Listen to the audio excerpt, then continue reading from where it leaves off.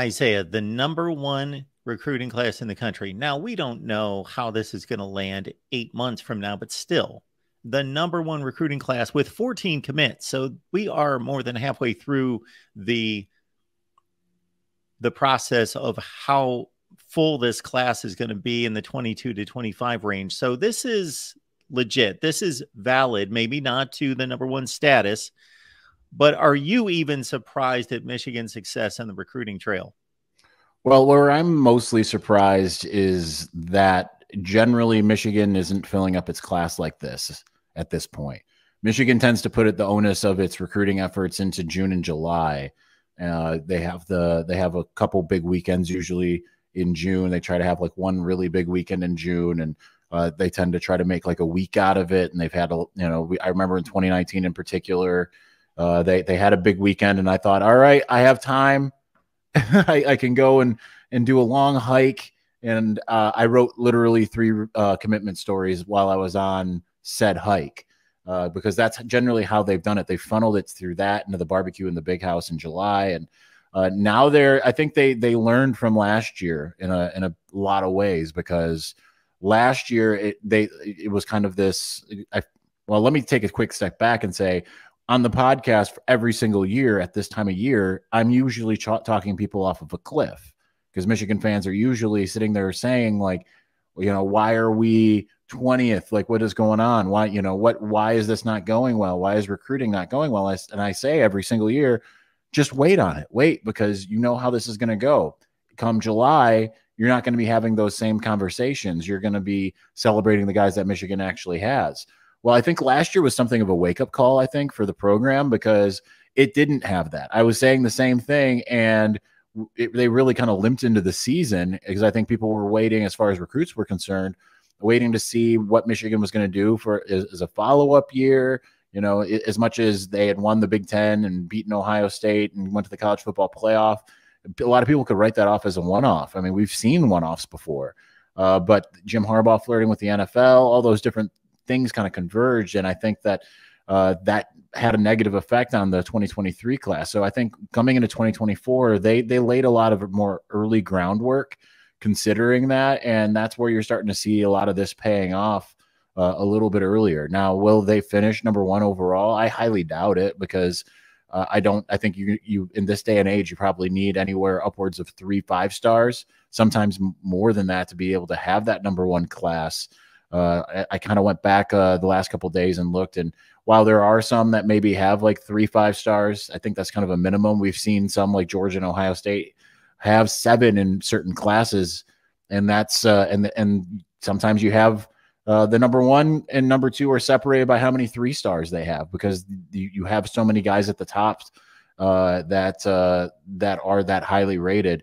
I don't know that Michigan's going to get in a lot more 5-stars, maybe 1 or 2, right? Like there's a couple guys on their board, Justin Scott, the defensive tackle out of Illinois, or Dylan Stewart from Washington, D.C., who's the top edge rusher. Those guys are ones that you would look at and say, maybe those are somewhat long shots. I kind of likened it to the opposite. Michigan's doing a lot of the George Costanza-ing, of doing the opposite of what they normally do.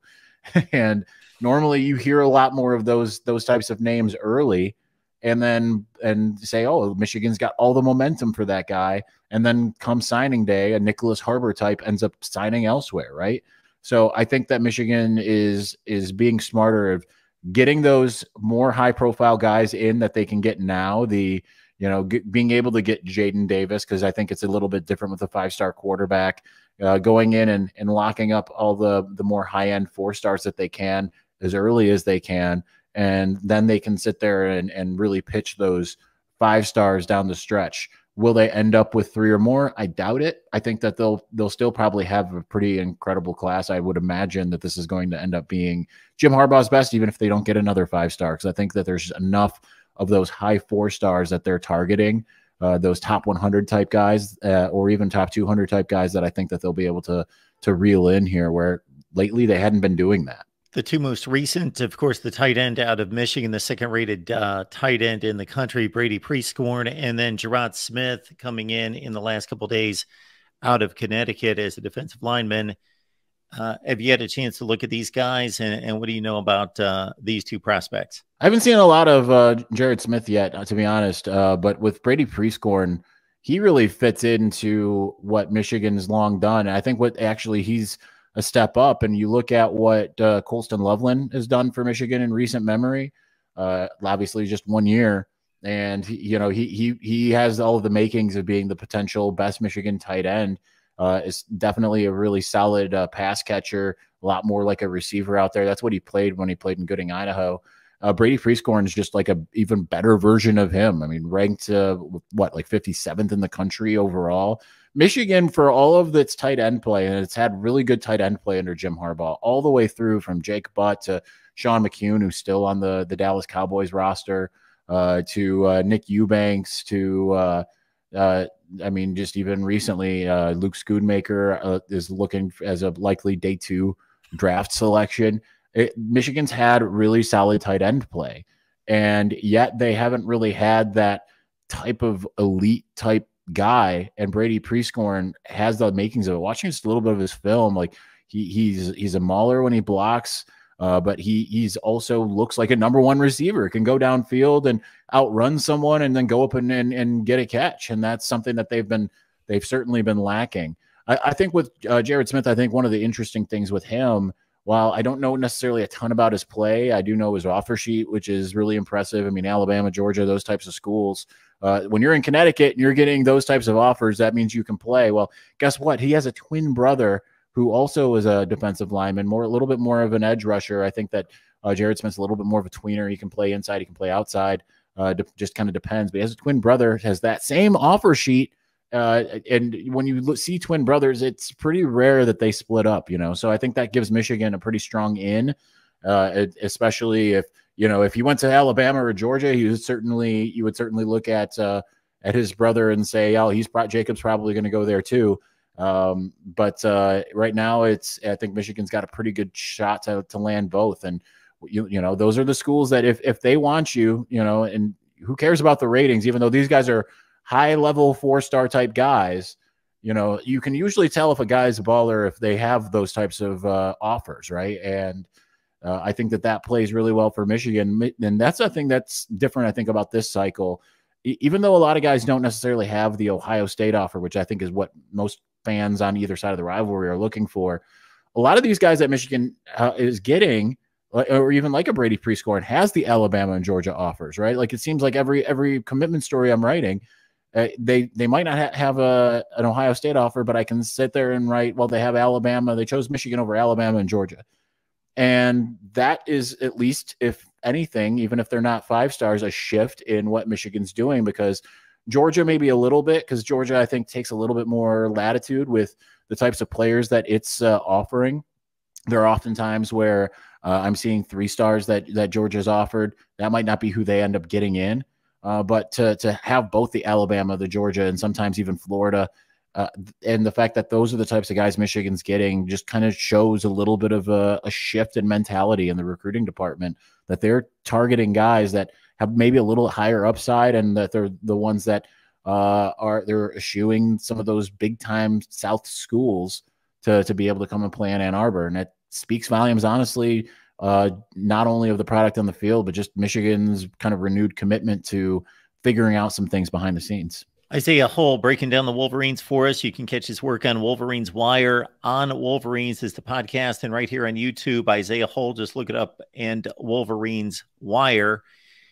How about the infiltration into the Buckeye State? So I looked at Jim Harbaugh's recruiting classes since he made it to Michigan, and all of his Ohio signees were ranked between 10th and 25th in the state of Ohio up until this year.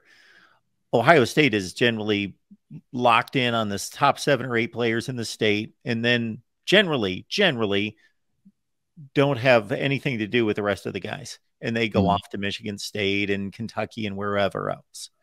But to get a Jordan Marshall and then the edge rusher out of Fitch High School in Youngstown, Brian Robinson, I believe is his name. to make that kind of. And then my warning to Ohio State fans was when Michigan comes into Ohio and grabs two interior offensive linemen that are ranked, let's say 14th or 15th in the state, even though those are typically Ohio State castoffs. Why should they be Ohio State castoffs if Michigan is developing these offensive lines into Joe Moore Award winners? Then if they're taking those offensive linemen from your state, then you better probably be landing offers from those same guys. Well, I think that's the big question, right? And that's the same question that Ian Moore, the Ohio State commit out of Indiana, offensive line commit, was asking on Twitter as he got in a little bit of a Twitter war with some of the Michigan linemen.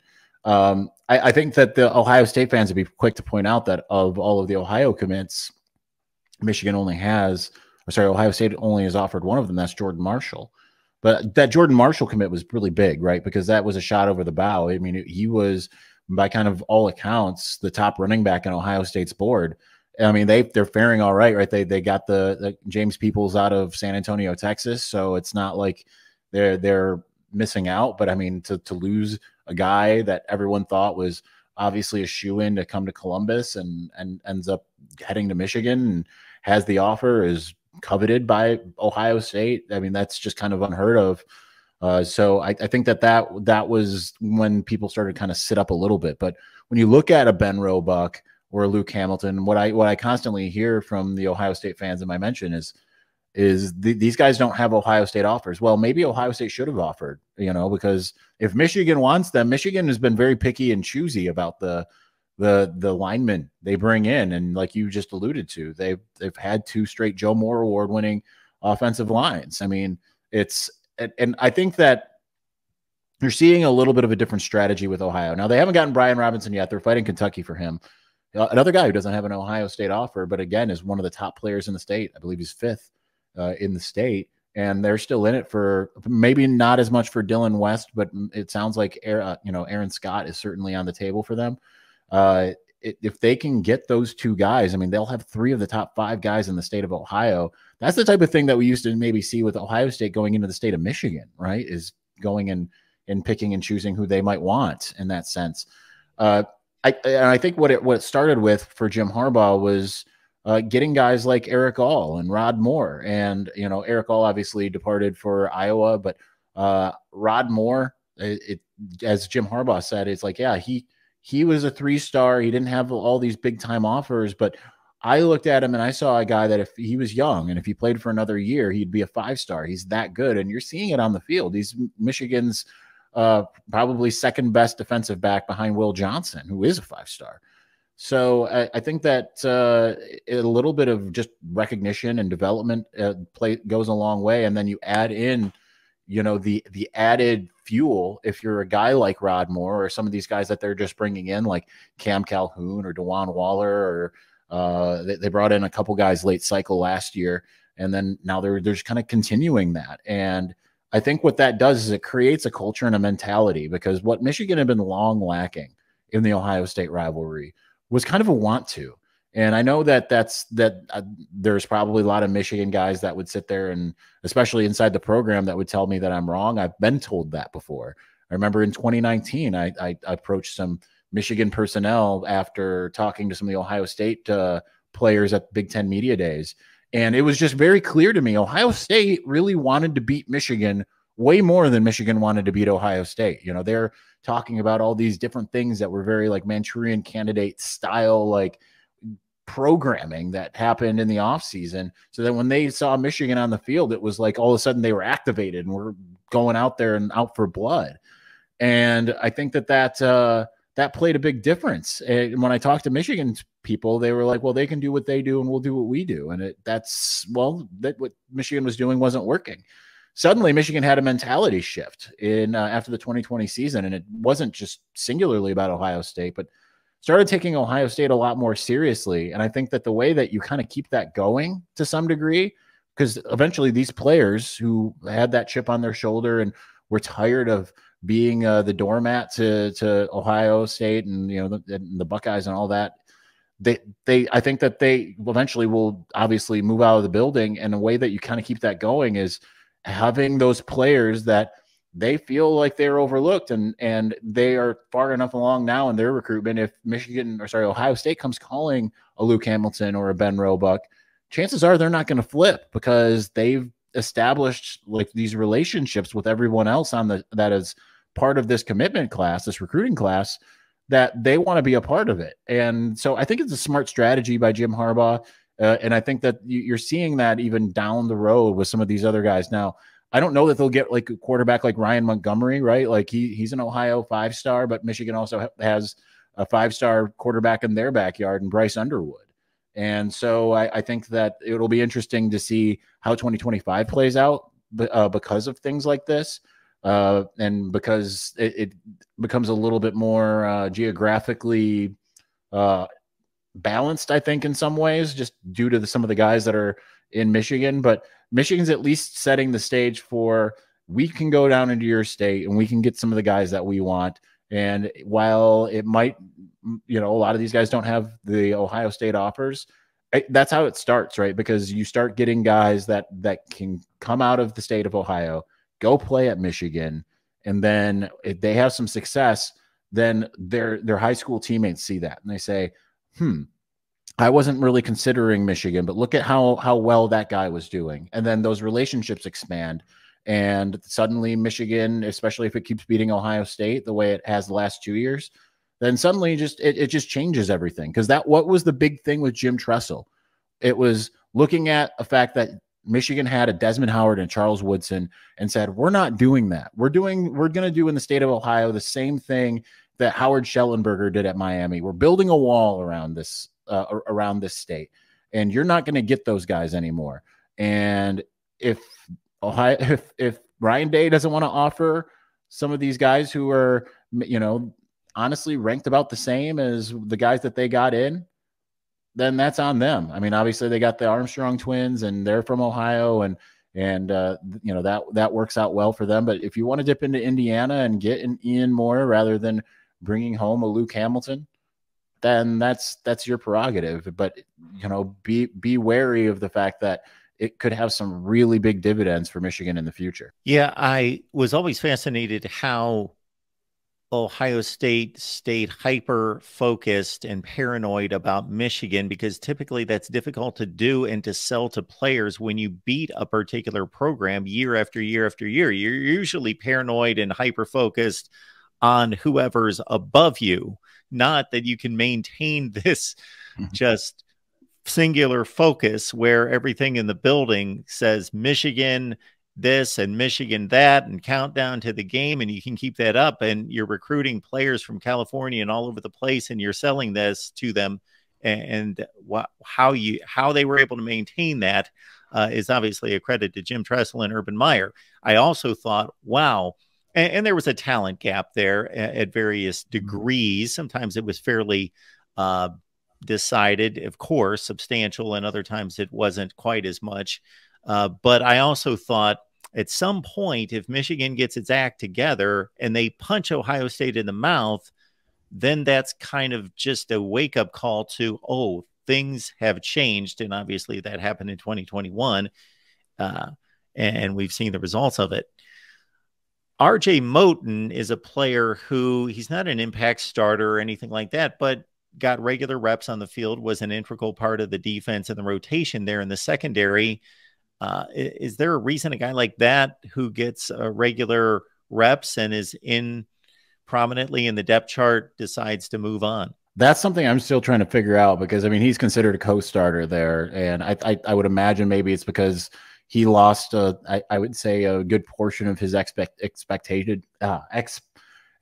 Why I couldn't say expected is beyond me. He got his lost a lot of day. I know.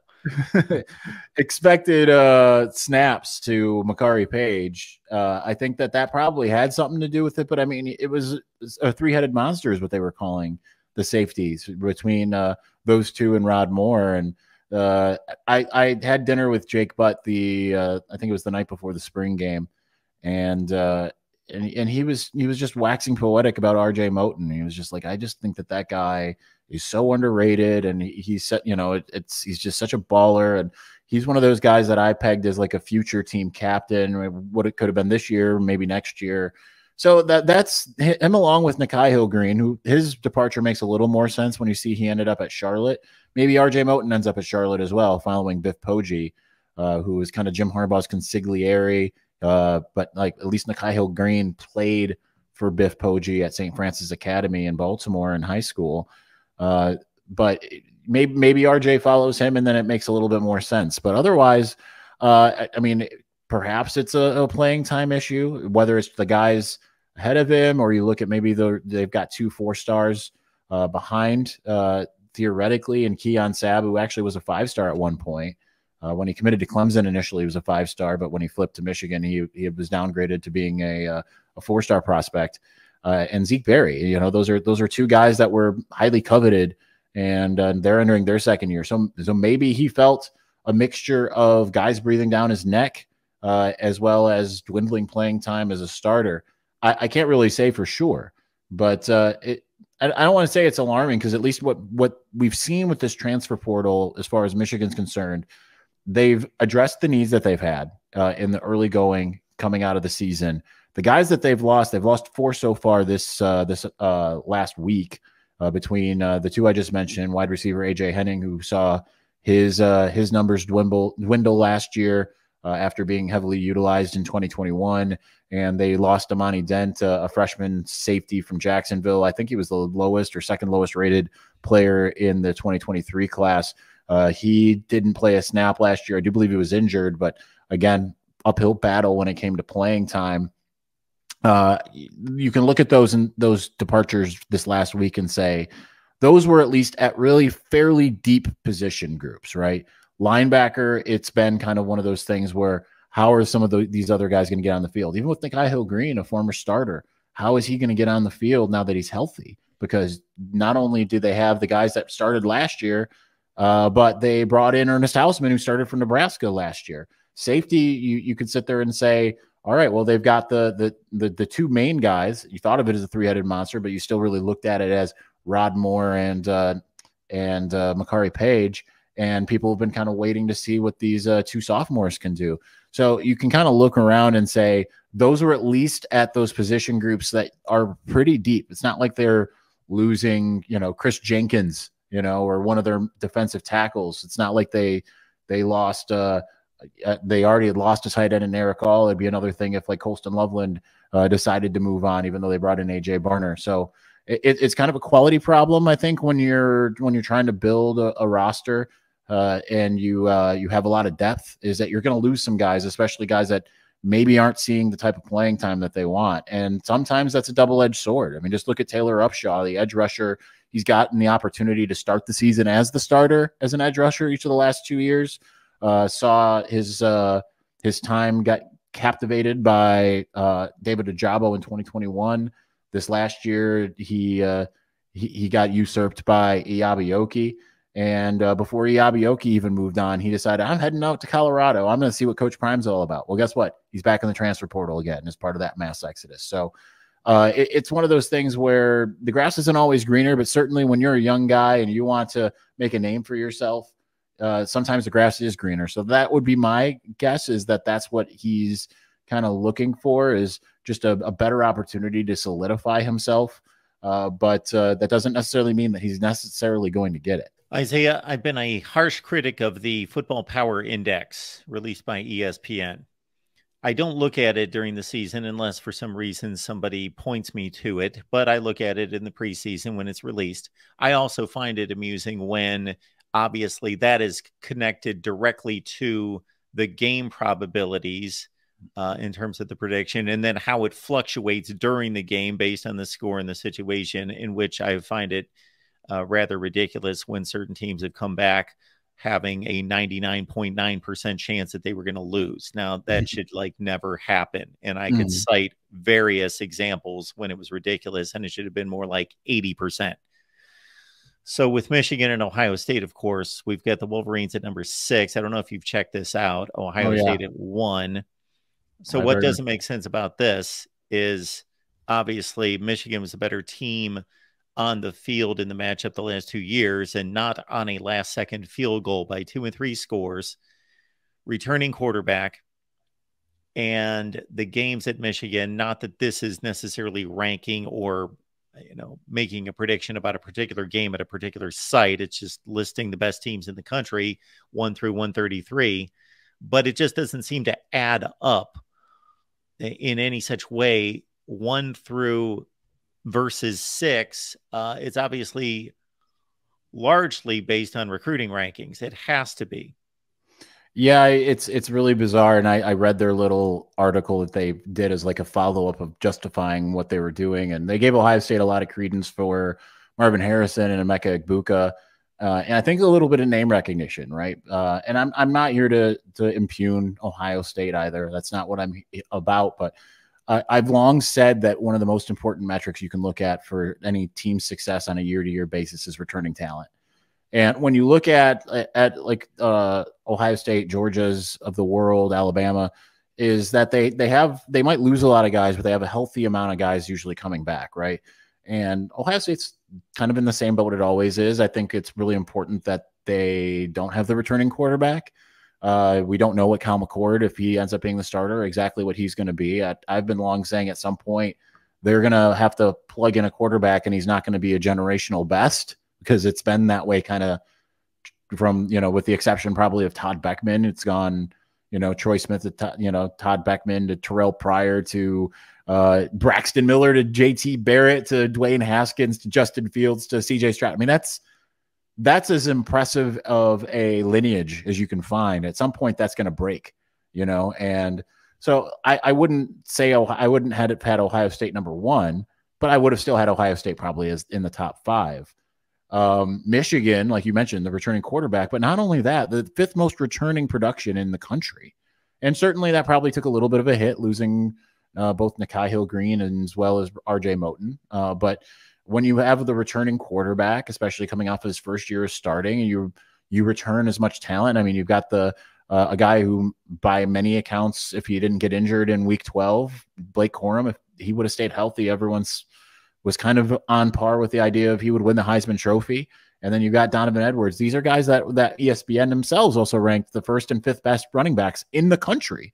And they're both coming back. And you've got JJ coming back. You've got the bulk of the defense, and that they lost some pieces, Mozzie Smith and Mike Morris, as well as both cornerbacks coming. Those guys are gone. But then who are some of the guys that are stepping up to replace? I mean, Will Johnson is a guy that Reese Davis just called the best cornerback in the country, and he wasn't even a quote starter last year. So what's more laughable to me, though, than that Ohio State 1 and Michigan 6? Because like I said, I would have Ohio State in the top 5 regardless. I think they've earned that distinction of being a perennial team. Is that Georgia's number 3. They have the same issues that Ohio State has. They've recruited just as well as Ohio State has. But they have the same, losing certain players, losing a quarterback, all of that kind of stuff. But even more so, LSU and Texas ahead of Michigan. Like, I understand we want to say every single year, Texas is back, right? But are they that back where we can look at Texas and say they are the 5th best team in the country? I mean, it confounds me that that's what they decided to go with. At least now they and LSU both have returning starting quarterbacks. But neither really did much, right? LSU, yes, they got to the SEC championship game last year. They bring back Jaden Daniels. That's awesome for them. But they got absolutely smoked when they played Georgia. I don't know if we know that they're on that par. And they still have to contend with Alabama in their division as well, which I know they were able to do that well last year. But if Alabama is really coming back, if it's Milroe, I know they just got the commitment from the transfer from Notre Dame, Tyler Buckner. I don't know if Alabama, what Alabama is right this second. They've earned a lot of benefit of the doubt, more so than Georgia. I'm not sure.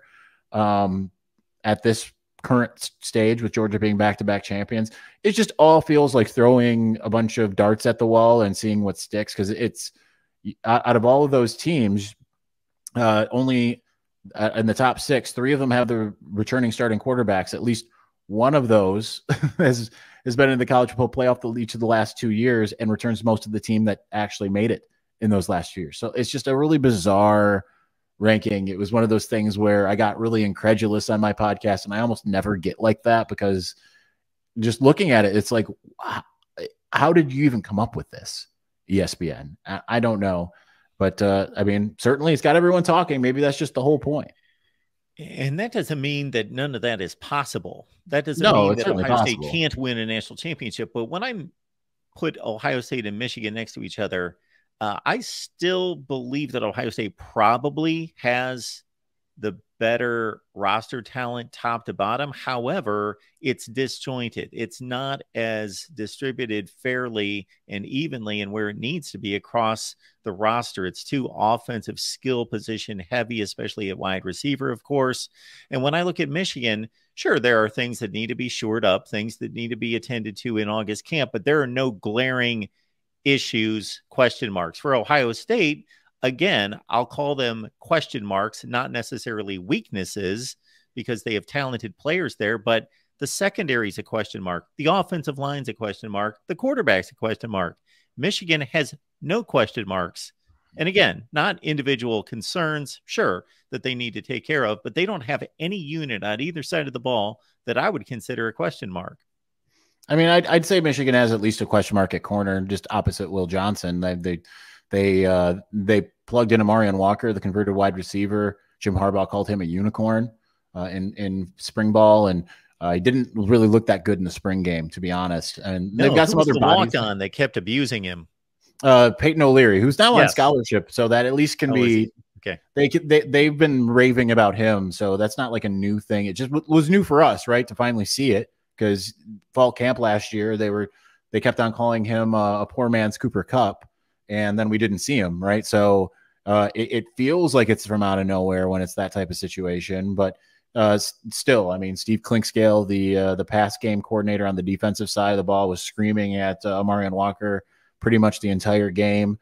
Michigan has some other bodies there, but again, they're untested. Jaden McBurrows was injured from the end of 2021 all the way through. He was another one where he was a 3-star from St. Thomas Aquinas and out of Fort Lauderdale, Florida. But it was one of those guys where, much like the other guy I'm going to mention, Miles Pollard from Tennessee, where you look at their offer sheet when they have Alabama, LSU, especially as a defensive back, chances are you're probably really good. And but we haven't seen them outside of the spring game, right? We finally got to see a little Jaden McBurrows. We got to see Miles Pollard, who had an interception in the spring game. But that's the only place really on the entire team that I would also say wide receiver to some degree, even though Michigan brings back. Yeah, I was going to bring that up. It's two top pass catchers. Obviously, we saw Cornelius Johnson break out in the Ohio State game, Roman Wilson in the TCU game. There's issues there, though, right? Like Cornelius Johnson has been about as streaky of a wide receiver as I can think of anywhere, not just at Michigan, where it's like every single time that I write him off, then he steps up. Indiana game, I was literally saying in week 6 to a colleague of mine that I was like, when is Michigan going to stop throwing to Cornelius Johnson? This is getting tiresome. And then he had 2 touchdowns. Like the next play, he had a touchdown. And so he's that type of player. Roman Wilson just always gets hurt in week 5 on the road. So if I was Michigan, they're going to be in, I believe, Nebraska week 5. I would just leave Roman Wilson at home. Don't even take the chance with him. Just put him in bubble wrap, keep him home week 5, because last 2 years at Wisconsin, he hurt his wrist, I believe it was. And then last year at Iowa, he got a concussion, and that really precluded him from being a big factor. Behind those two, with Ronnie Bell gone and now AJ Henning gone, you don't really know what you got at wide receiver, and that might not matter for Michigan, right? Because they very well might just decide to do what they did last year and just run on you. Penn State had the top one of the top rush defenses in the country. Urban Meyer went out and said both before the Penn State game and the Ohio State game, they will stop the run, and that's the opposite of what either team did. So Michigan might just do that anyway. But I would say that those two position groups, I have a little bit, I'm a little cautious about what they're going to look like. Wide receiver, I thought last year was going to be the strength of the team. It didn't really seem that way. I think they've got talent You look at some of those guys that they're kind of waiting on, Darius Clemens and Tyler Morris, who are second-year players. Clemens in particular, he has the look of being that number one receiver. He's out of Portland, Oregon. He's a former 4-star. He was a signing day commitment in 2022.